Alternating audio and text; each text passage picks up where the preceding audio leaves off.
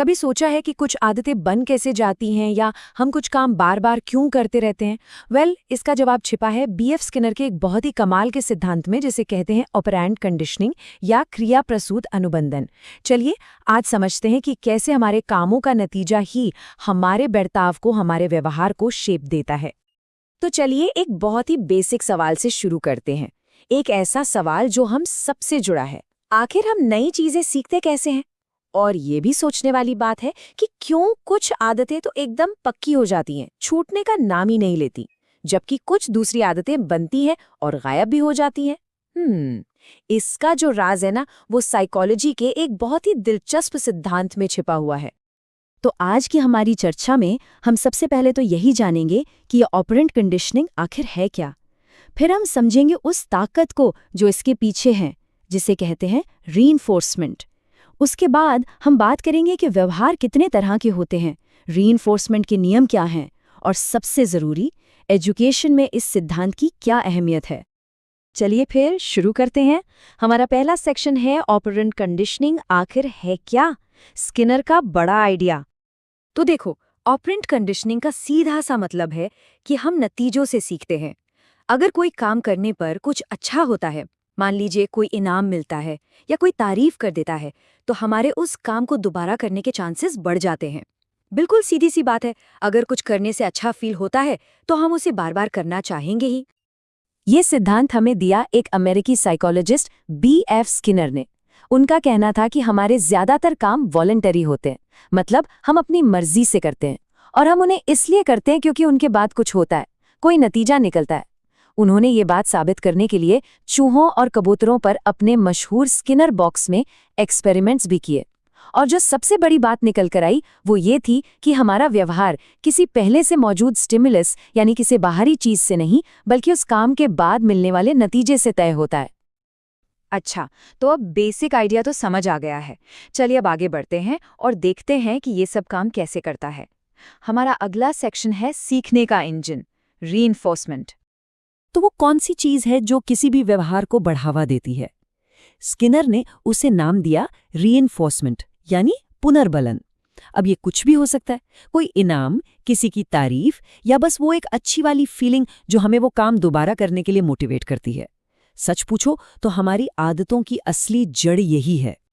Reinforcement ना दो तरह का होता है, और सच बताऊं तो इसमें लोग अक्सर कंफ्यूज हो जाते हैं।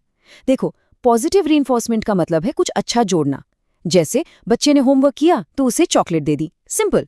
लेकिन नेगेटिव रीइंफोर्समेंट का मतलब है कुछ बुरा हटा देना। इसका एक बढ़िया उदाहरण है कार की सीट बेल्ट की आवाज। जब तक सीट बेल्ट नहीं लगाते वो आवाज आती रहती है, परेशान करती है। उस बुरी आवाज से बचने के लिए हम सीट बेल्ट लगा लेते हैं, तो यहाँ उस आवाज का हटना ही नेगेटिव रीइंफोर्समेंट है। ध्यान देने वाली बात यह है कि मकसद दोनों का एक ही है, व्यवहार को बढ़ावा देना। चलिए अब एक और जरूरी फर्क को समझते हैं। हमारा तीसरा सेक्शन, व्यवहार के दो प्रकार, रिस्पोंडेंट और ऑपरेंट। स्किनर ने ना दो तरह के बिहेवियर में फर्क बताया। एक होता है रिस्पोंडेंट बिहेवियर, जो ऑटोमेटिक होता है, अपने आप, जैसे कोई गर्म चीज छुई और झट से हाथ पीछे हटा लिया, या फिर अच्छा सा खाना देखा और मुंह में पानी आ गया। ये सब इनवॉलंटरी है। और दूसरा है ऑपरेंट बिहेवियर, जो हम जानबूझकर अपनी मर्जी से करते हैं, जैसे वो चूहा जो खाना पाने के लिए एक लिवर दबाता है। स्किनर का पूरा सिद्धांत इसी ऑपरेंट बिहेवियर पे ही फोकस करता है। तो सवाल ये उठता है कि ये जो रीइंफोर्समेंट है, ये कब और कैसे दिया जाना चाहिए? क्या इसका भी कोई नियम है? जी हाँ, ये बहुत मैटर करता है। तो चलिए अपने अगले सेक्शन पर चलते हैं, रीइंफोर्समेंट के नियम, शेड्यूल्स और मेथड्स। स्किनर ने ये समझाने के लिए शेड्यूल्स ऑफ रीइंफोर्समेंट बनाए, मतलब ये तय करना कि किसी व्यवहार के लिए इनाम कब दिया जाएगा। देखिए, बात सिर्फ इनाम देने की नहीं है, बात है सही समय पर इनाम देने की। और यही चीज किसी भी आदत को बनाने या बिगाड़ने में सबसे ज्यादा असरदार होती है। स्किनर ने पाया कि इनाम कब और कैसे मिलता है, इससे बहुत फर्क पड़ता है। जैसे सबसे पावरफुल तरीका है वेरिएबल रेशियो। इसका सबसे क्लासिक उदाहरण है स्लॉट मशीन।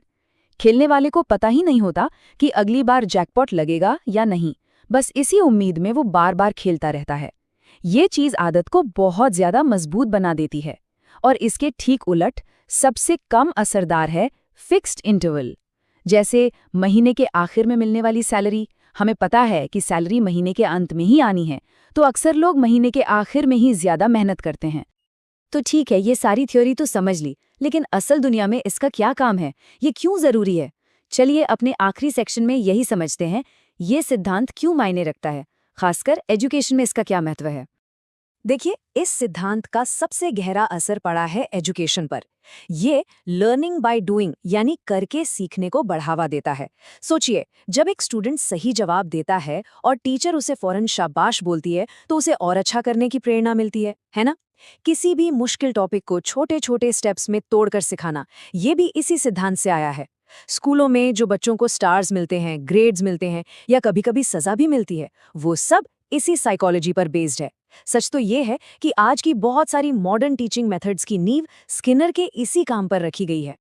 और आखिर में पूरी बात बस एक लाइन पर आकर सिमट जाती है। जैसा कि खुद स्किनर ने कहा था, किसी भी काम का नतीजा ये तय करता है कि वो काम दोबारा होगा या नहीं। बस यही इस पूरे सिद्धांत का सार है। तो अब ये सोचने वाली बात है ना, कि हमारी रोजमर्रा की जिंदगी में, हमारे डेली रूटीन में कितने ही ऐसे काम हैं जो अनजाने में मिलने वाले छोटे छोटे रीइंफोर्समेंट की वजह से चल रहे हैं। अगली बार जब भी आदतन हाथ फोन की तरफ जाए, तो एक सेकंड के लिए रुककर सोचिएगा जरूर कि इसके पीछे कौन सा रीइंफोर्समेंट काम कर रहा है।